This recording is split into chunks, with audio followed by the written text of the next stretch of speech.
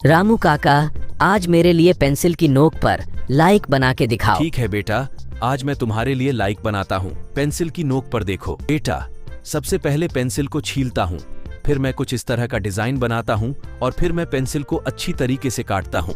फिर उसके बाद मैं एल बनाता हूँ, आई बनाता हूँ और KE बनाता हूँ पेंसिल पर। लेकिन उससे पहले अगर आप अपने दादाजी से प्यार करते हैं तो इस वीडियो को लाइक करें, चैनल को सब्सक्राइब करें और दादाजी के लिए प्यारा सा कमेंट करें। तो देखो बेटा, मैंने तुम्हारे लिए पेंसिल की नोक पर लाइक बना दिया है। हाँ रामू काका, बहुत अच्छा लग रहा है। तो आप सभी इस वीडियो को लाइक कर दें।